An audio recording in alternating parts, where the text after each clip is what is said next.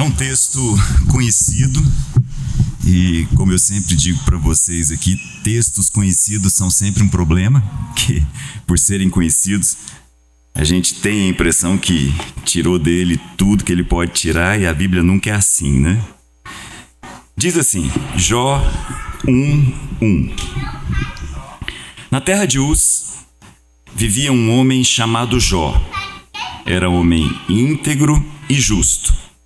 Temia a Deus e evitava fazer o mal.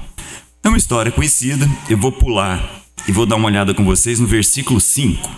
Queria que você desse uma olhada numa coisa aqui que, para mim, no mínimo, ela é curiosa. Diz assim, certo dia, quando os anjos vieram apresentar-se ao Senhor, e Satanás, o adversário, o acusador, veio também entre eles. Então, imagina essa cena. Está lá, Deus lá no invisível, lá no céu, recebendo os seus anjos, e o acusador aparece lá no meio deles.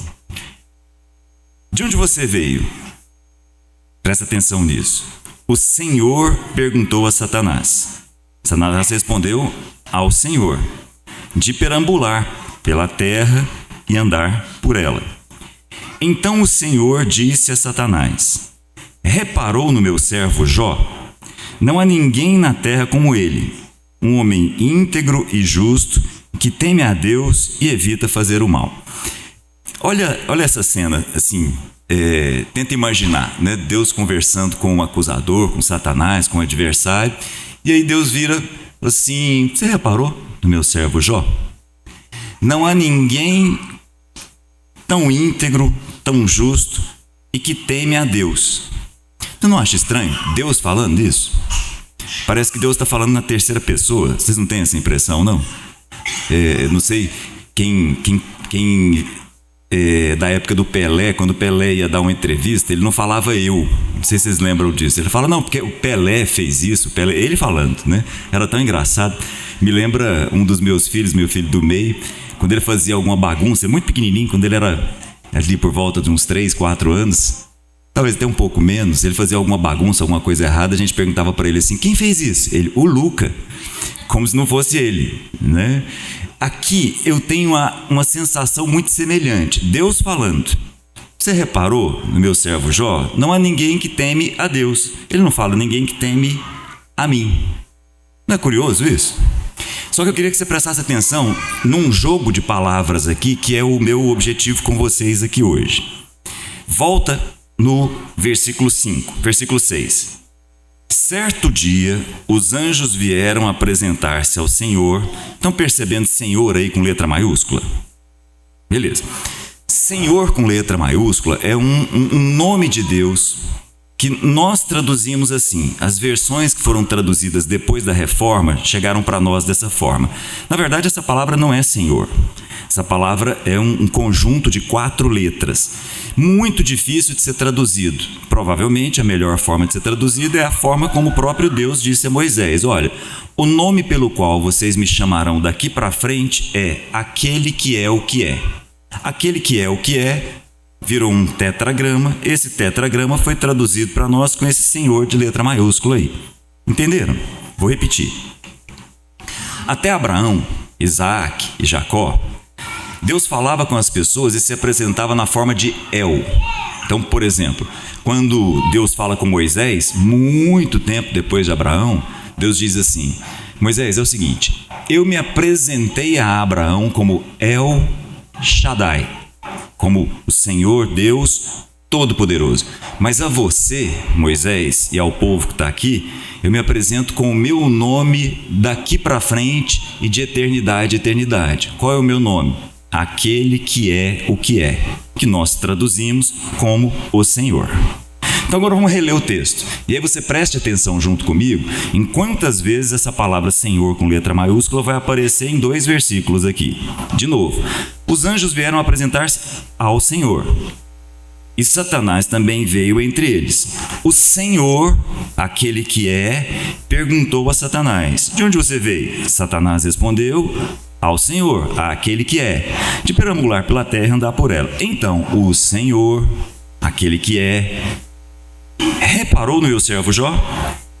Aí agora olha o que ele diz. Ele é um homem íntegro e justo, que teme a Deus. Deus aí é Elohim. É o nome, vamos dizer assim, que a gente pode colocar, o nome mais primário de Deus. Deus na sua forma mais majestosa. Então, o primeiro versículo da Bíblia que diz: no princípio criou Deus os céus e a terra, está lá. No princípio criou Elohim os céus e a terra. Elohim é Deus, simplesmente Deus. Então, olha que coisa interessante. Jó, entre as pessoas que estão ali naquela região, era um homem com poucos, que temia a Deus.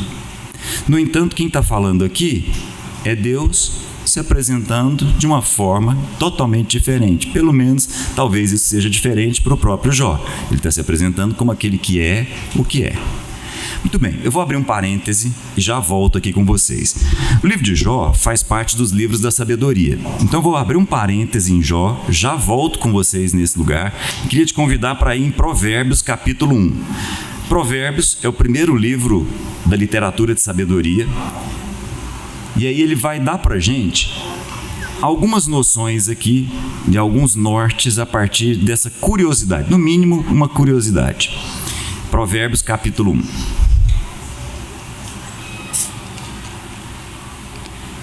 Provérbios capítulo 1, versículo 1, diz assim: Provérbios de Salomão, filho de Davi, rei de Israel.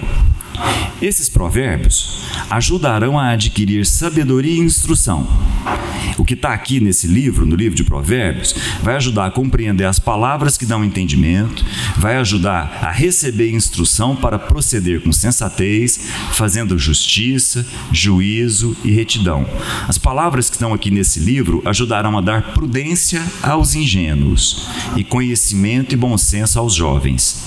Ouça o sábio e aumente o seu saber, e quem tem discernimento obterá orientação para compreender provérbios, parábolas, palavras dos sábios, talvez esteja traduzido para você ditados, e os seus enigmas.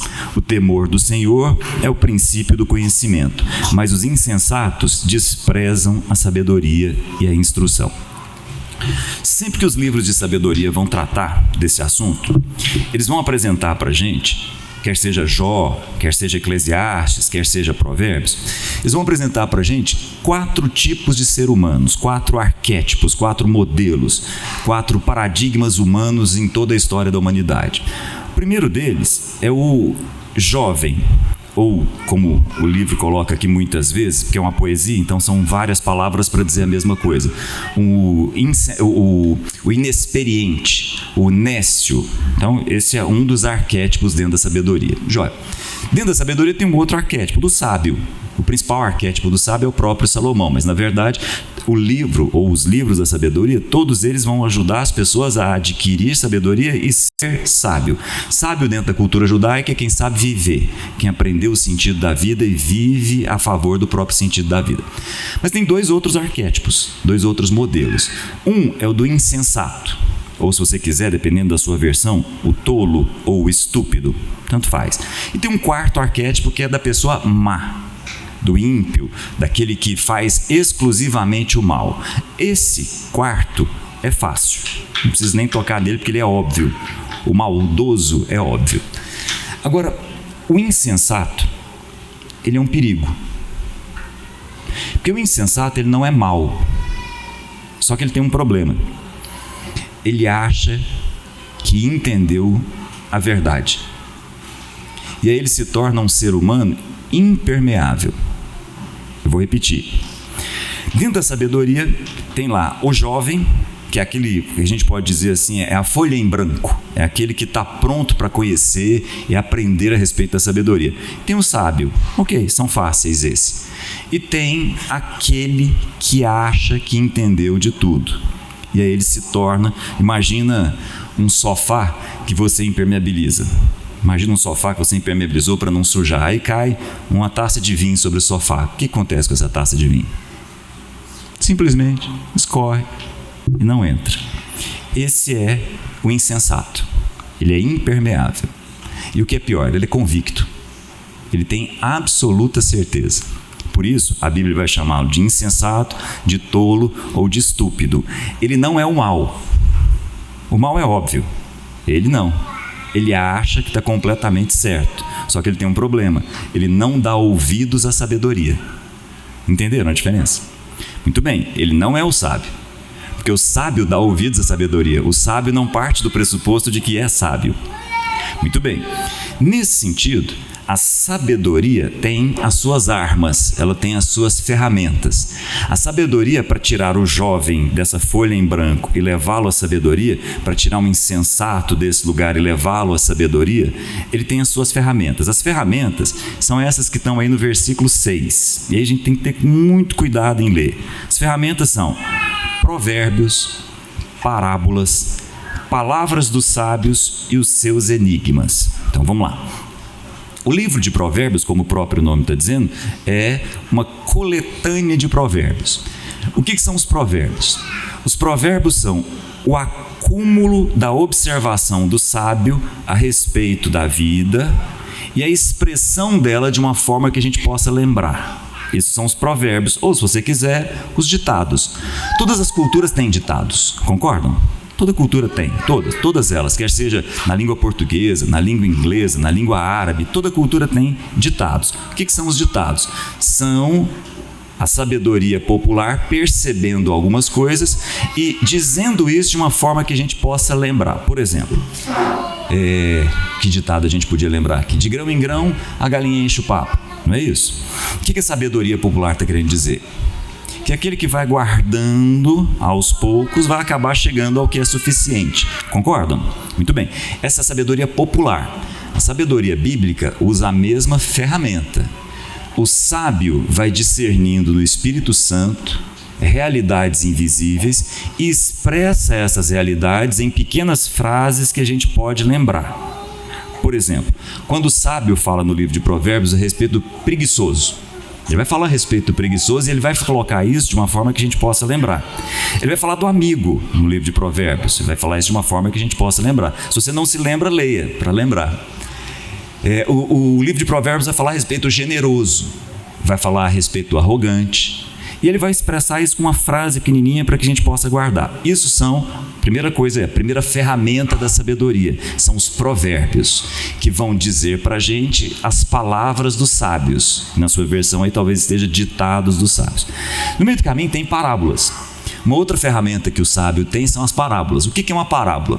Uma parábola é quando você pega duas coisas, coloca uma do lado da outra, compara e isso te joga para mais adiante. Daí o nome parábola, porque você colocou uma coisa do lado da outra, e o bola é no sentido de te lançar mais adiante e te dar a percepção de alguma coisa mais difícil de ser compreendida. O mestre das parábolas em toda a história da humanidade é Jesus, com muitas parábolas, mas não é o único a trazer parábolas para a gente. Vocês devem se lembrar, um dia Davi recebeu um profeta e falou assim: pois é, Davi, você não sabe da história que eu acabei de ficar sabendo. Tinha um cara muito rico que tinha um monte de ovelhas, e tinha um vizinho dele que tinha uma única ovelhinha. Era praticamente um animal de estimação da família. Aquele animal de estimação que todo mundo, os filhos dele, pegavam, dormiam com os meninos. Pois bem, um dia apareceu um cara lá para visitar o rico.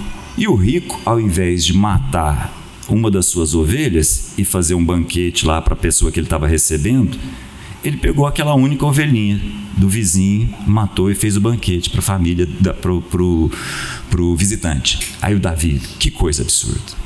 Aí ele, pois é, Davi, é você. Entenderam? Essa é uma parábola. Então nós temos ferramentas, são provérbios, são percepções dos sábios expressos em provérbios, são parábolas. Só que eu queria o último aqui com vocês. O último aí, o que é? Enigma. Pois bem, a sabedoria também tem enigmas. E essas são ferramentas que os sábios têm para nos levar a verdades mais complexas. Enigma não é uma charada, ok? Sabe aquela coisa de falar assim, o que é? O que dá muitas voltas e não sai do lugar? Sabe o que é? Um relógio. Essa é uma coisa, inclusive isso faz parte da nossa literatura, estimula o pensamento, né? As crianças gostam dessa coisa, né? O que foi feito para andar, mas não sai do lugar, é a rua. Então essas coisas assim, isso é uma charada. Isso não é um enigma. Qual que é a diferença? É que a charada estimula o pensamento, mas ela não nos leva a conceitos mais complexos. O enigma não. O enigma é algo que você fala assim, mas eu não entendi isso aqui está parecendo estranho. Pois é, então calma, reflete, pensa a respeito, porque isso pode te levar a lugares mais distantes. Por exemplo, vou fazer um parêntese aqui. Vai lá no capítulo 30 de Provérbios. Dá uma olhadinha, aí mesmo em Provérbios, capítulo 30.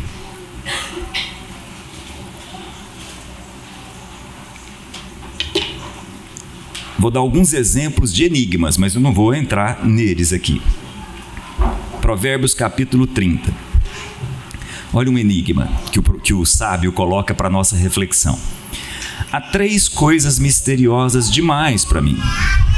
4 eu não consigo entender. Essa é uma fórmula da literatura semita de fazer a expressão. Ele coloca X, depois ele coloca X mais 1. 4, 3 mais 1, às vezes ele fala são 6 coisas mais a 7ª, só uma técnica dele. Mas o detalhe é o seguinte, tem 3 coisas que são enigmáticas e 4 que são muito difíceis de entender. Quais são?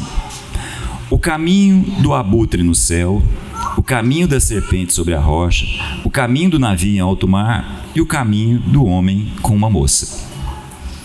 Isso daqui nós poderíamos ficar horas e horas refletindo e buscando entender qual é o enigma que está aqui, ou melhor dizendo, quais são as verdades complexas que estão aqui. Por exemplo, ele fala a respeito de um abutre no céu, então ele fala a respeito de uma ave voando no ar. Ele fala a respeito de uma serpente sobre a rocha, ou seja, ele fala de um ser que anda sobre o que é sólido. Por fim, ele fala de um navio em alto mar, ou seja, algo que está na água. Então eu tenho 3 exemplos aqui. Algo que está no ar, algo que está na rocha, algo que está na água. Aí ele fala de um quarto. Esse quarto não está nesse plano. Esse quarto não está no que é tocável. Não está no ar, não está na água e não está na rocha. Qual que é o quarto? O caminho de um homem com uma mulher. Isso por si só já daria uma conversa boa, né? Eu adoro esse texto aqui quando a gente está celebrando algum voto, algum casamento, porque de fato o caminho de um homem com uma mulher, ele ocorre numa outra dimensão, que é invisível. O que um homem e uma mulher estão descrevendo vai muito além daquilo que a gente pode tocar, vai muito além do ar, da água, da rocha. Estão percebendo? É um enigma. É algo que nos leva a verdades mais complexas. Por exemplo, versículo 21. 3 coisas fazem tremer a terra. 4 ela não pode suportar. Olha só quais são as coisas. O escravo que se torna rei, o insensato farto de comida, a mulher desprezada que por fim se casa e a escrava que toma o lugar da sua senhora. Tem um enigma aqui. Se a gente se aprofundar e for conversar a respeito e refletir a respeito, nós vamos chegar a verdades mais complexas, verdades que não são tão simples assim.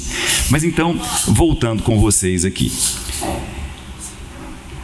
quando eu olho para o texto de Jó, eu vejo Deus falando assim: olha, ninguém teme a Deus como Ele, ao invés de dizer ninguém teme a mim como Ele. Há um enigma aí. Há uma verdade a ser compreendida. Há algo aí que nós podemos aprender a respeito. Tem algo aí para nos ensinar. Tem algo aí para nos levar a verdades um tanto quanto mais complexas. Tem algo aí que pode nos ensinar além do que está aí. Agora, cuidado. Muito cuidado. O sábio está aberto a aprender. O jovem, o nécio, o inexperiente, usando a expressão de Provérbios, é uma página em branco que está ali pronta para ser escrita. Mas cuidado com aquele que acha que já sabe. Esse é um problema, porque ele é impermeável. Ele não permite a palavra entrar nesse lugar. Por que eu estou dizendo isso para vocês? Esse enigma é algo que acompanha o Antigo e o Novo Testamento. Por que tem horas que as Escrituras falam a respeito de Deus e por que tem horas que as Escrituras falam a respeito do Senhor?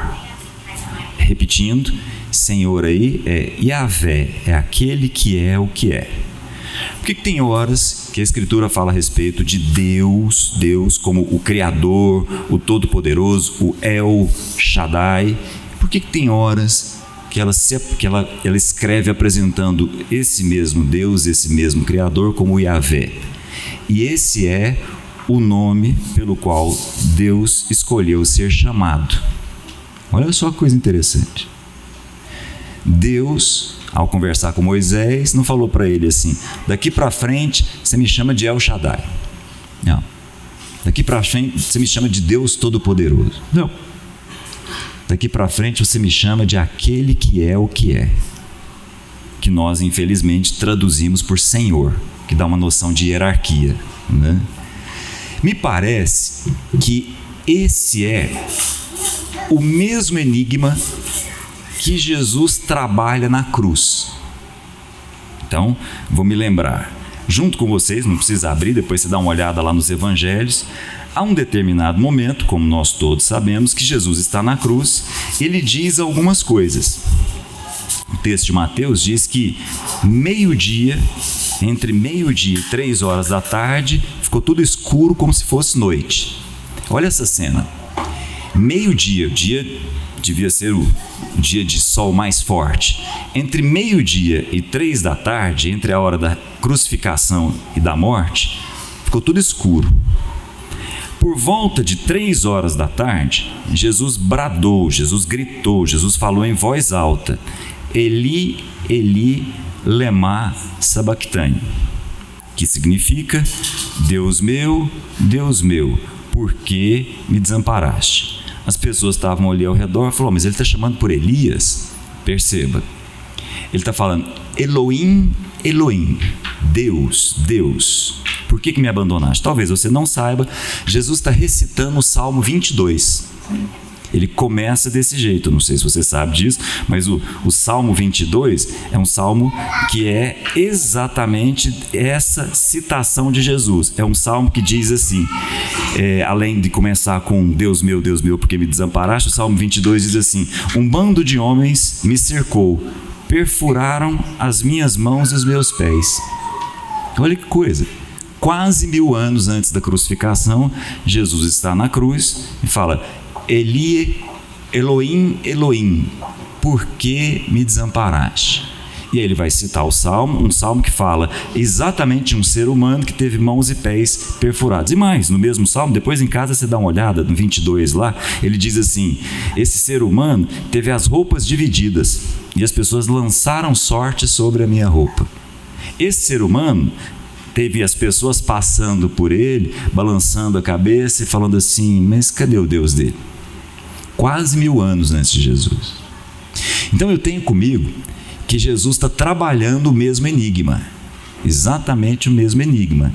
Ora, por que é que às vezes ele se apresenta como Deus? Por que às vezes ele se apresenta como aquele que é o que é? Jesus na cruz está dizendo: Deus me abandonou. E é isso mesmo, exatamente isso. Deus me abandonou. Mas a história continua. E aí, nos evangelhos novamente, né, Jesus dá um outro grito, dá um outro brado e diz: Pai, nas tuas mãos entrego o meu espírito. Eu fico pensando se não é esse o nosso enigma também. O enigma de quem tem que dar um salto entre aquele Criador, o Deus Todo-Poderoso, e aquele que diz assim: Pai, é com o Senhor, entrego tudo. Entenderam? E aí eu vou voltar a essa história de onde eu comecei. Nós começamos falando a respeito de Jó, foi isso. Voltando a Jó, e aí de novo vou te pedir, a gente leu o capítulo 1, agora eu vou com vocês para o capítulo 42. A gente leu o primeiro capítulo e agora eu vou com vocês para o capítulo 42. Se você quiser deixar aberto aí, Jó, capítulo 42. Quando Jó está conversando com os amigos dele, tem um determinado ponto que ele diz assim: as flechas do Todo-Poderoso, as flechas do El Shaddai estão cravadas em mim, e o meu espírito suga o veneno delas. Os terrores de Deus, os terrores de Elohim me assediam.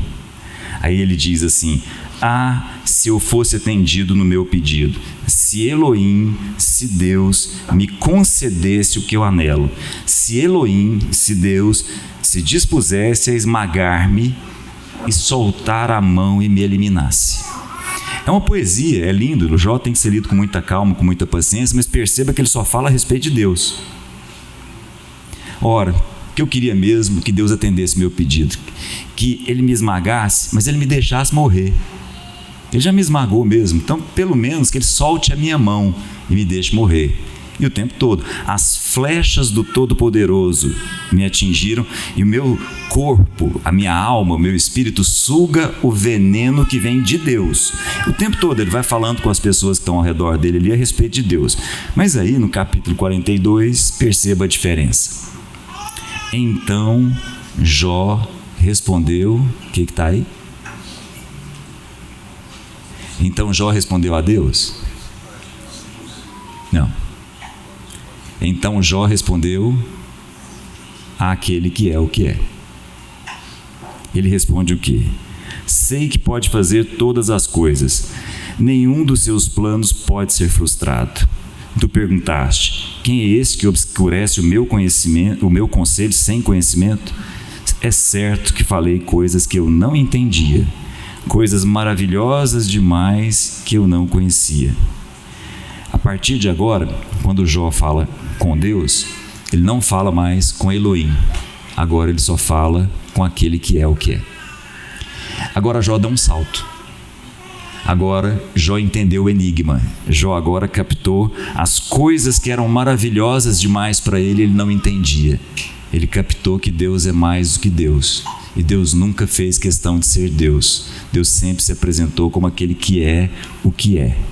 E o que Ele é desde sempre, de eternidade a eternidade, é Pai. E você pode falar assim: não, isso não é assim não. Isso não é sempre assim, isso apareceu com Jesus. Não, isso é assim sempre. Sempre. Essa semana, algumas semanas atrás, estava com um grupo de amigos e a gente está lendo os profetas que a gente costuma chamar de profetas menores. E aí, se você depois quiser dar uma olhada, o primeiro dos profetas menores é Oséias. Está lá Oséias. Oséias é aquele profeta que de fato Deus coloca para sentir o que ele sente. Porque Deus fala para Oséias: Oséias, você vai casar com uma prostituta, para você sentir o que eu estou sentindo no meu casamento com Israel. Então você vai se casar com uma prostituta. Ele se casa com Gomer e tem filhos com ela. Aí é uma longa história, depois você dá uma olhada lá. Tem uma hora, capítulo 1, último versículo, Deus diz assim: vai chegar uma hora em que esse povo vai entender que eles não são filhos de uma prostituta, mas todos eles são meus filhos, são filhos do Deus vivo. Deus se apresenta como Pai em toda a Bíblia. O que Jesus faz é explodir isso e fazer saltar os nossos olhos, mas Ele não inventou isso. Deus é Pai porque aquele que é o que é não é reconhecido pelo que Ele faz, é reconhecido pelas suas relações. E o que Deus é desde a eternidade é Pai. Esse é o nosso grande desafio, é esse o grande enigma, é essa a grande questão. Por isso Jesus deixa de dizer: Deus meu, porque me desamparaste, e se entrega completamente ao Pai. Entendem?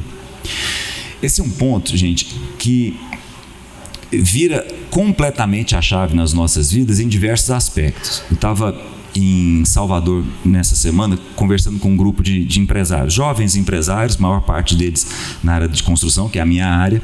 Eles queriam conversar a respeito de como é que a gente vive uma vida que não é dividida entre o que se faz no domingo e o que se faz na segunda. Foi uma conversa muito boa de 2 dias.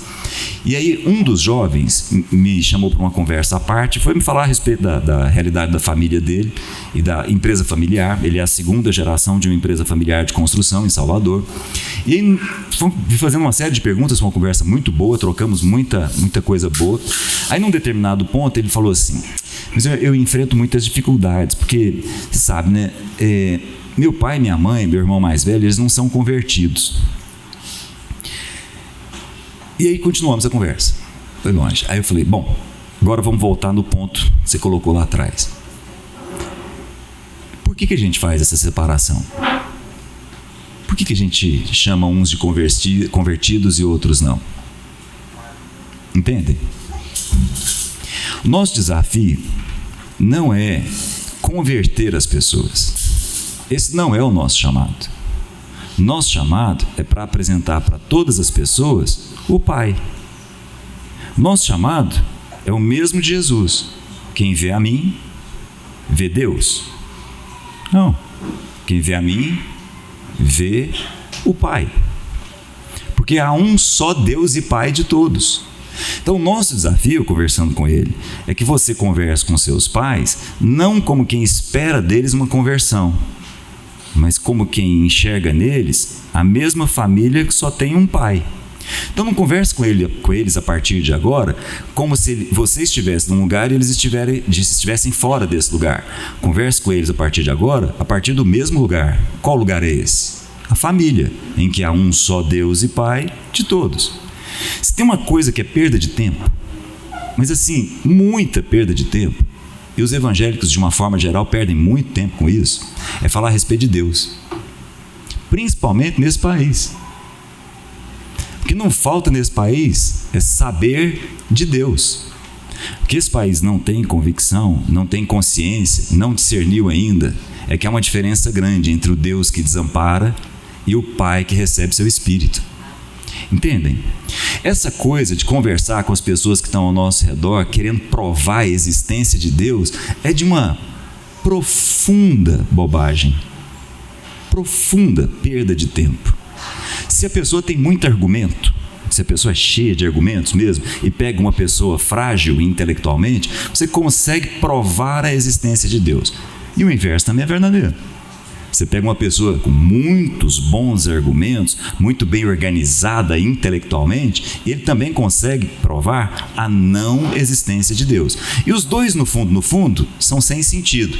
Porque se Deus é Deus, ele não é matéria de prova. Entendem? Expressão vamos dizer assim, mais técnica a respeito é: Deus não é matéria de estudo epistemológico. Ora, Deus não pode ser estudado. Se é Deus, não tem como estudar.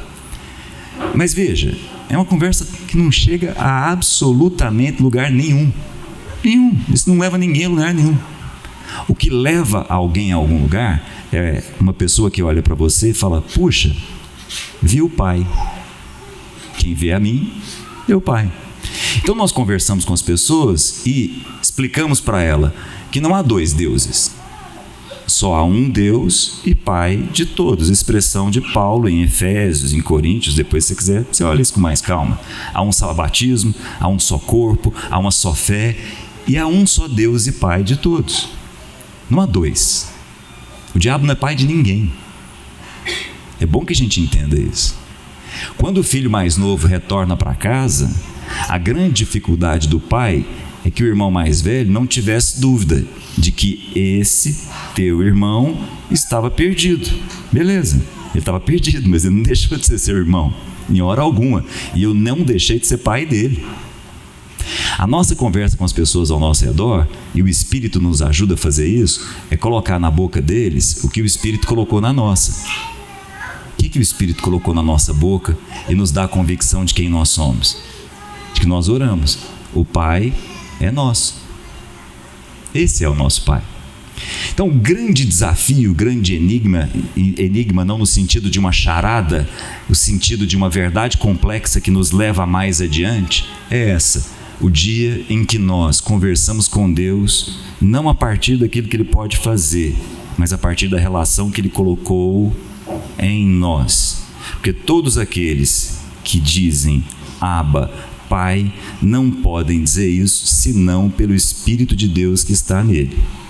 Então, a todos que você ouve que Deus é pai, você diga: é isso mesmo. Não tenta converter ele, não. Não estraga o que Deus está fazendo lá, não. Não tenta trazê-lo para a sua igreja, não. Simplesmente abraça e fala: é isso mesmo. Porque só há um Deus e Pai de todos. Amém?